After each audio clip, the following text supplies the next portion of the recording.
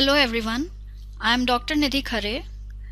In my previous lecture, I had explained the difference between groups and teams, and the difference was very important for you to know so that you could base your strategy appropriately.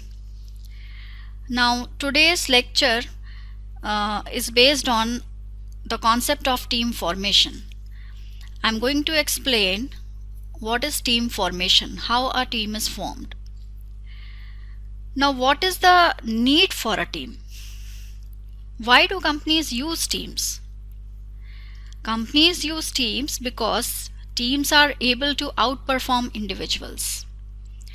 Team working is also seen to promote communication between employees and management, which in turn facilitates the integration of the organizational quality mission. Teams satisfy the human social need to belong. Definitely, two heads are better than one, and we can see the synergy effect. The whole can be greater than the sum of its parts. Team members build trust and want to help each other. Teams promote better communication and cooperation between employees in different areas of the organization, which facilitates problem solving. What is the purpose of a team? Team provides a framework that will increase the ability of employees to participate in planning, problem solving, and decision making. Teams enable better understanding of decisions. There is more support for and participation in implementation of plans. And there definitely is increased contribution to problem solving and decision making. And there also is more ownership of decisions, processes, and changes. So I hope the need and purpose of forming a team is clear to all of you. Now coming to the purpose of team formation and its context. What are we trying to do here is that we are trying to transition a group of individuals to a cohesive team to achieve a common purpose. People are coming together into a functioning team, collaborating to solve a problem. So we are trying to transition a random group of people into a team. The context here is that nobody in the team knows each other. You just met, alright? Nobody is particularly good at certain things. Not at this stage. There are some people who give enough time and are very good at forming teams. But this is unlikely at this stage. There is a limited time to form team.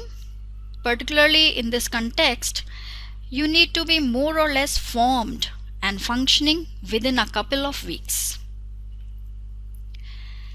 And the team probably has quite different skills, knowledge, expectations about what they are going to do. So now, how do we initiate the process? We'll talk about initiation. Now let us understand what kind of information you need in order to form a team. The context is that nobody is an expert in team formation.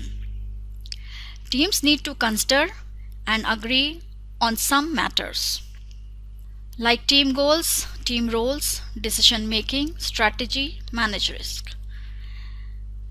I'll explain each of these in detail.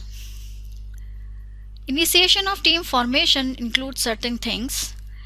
You have to agree on certain matters like what are our goals, what are the team roles and who will fill them, how will the team make decisions and settle issues, what should be the development strategy, what task will we need to perform, what standards and procedures does the team need, and how will we establish them, how do we assess, track and manage the risk involved.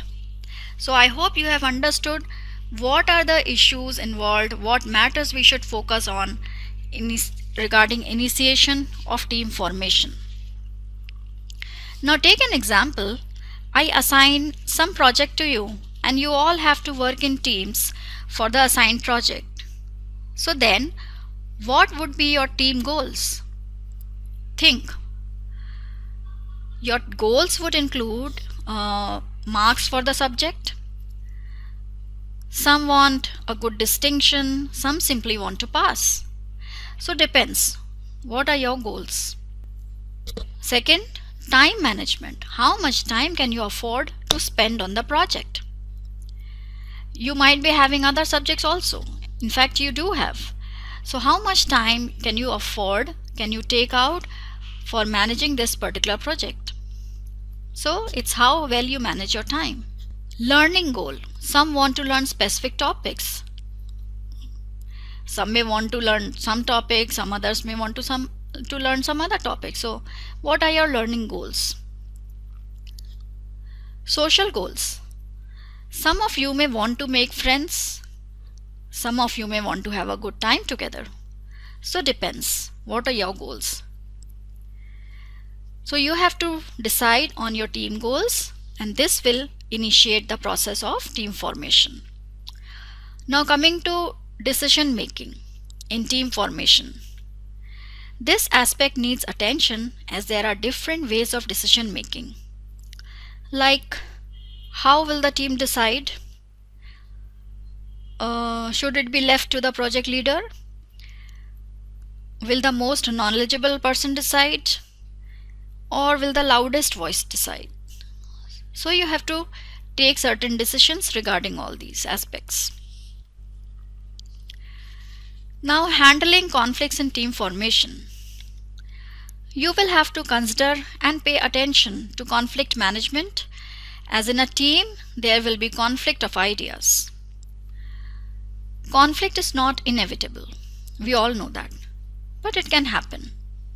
It usually seems to stem from a belief that someone in the team has not been heard, or maybe someone was not understood properly.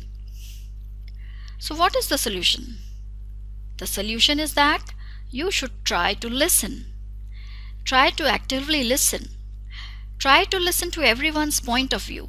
Try to understand everyone's views. Use reflective listening. That is, hear what the other person is saying and then repeat what he just said. But of course, in your own words.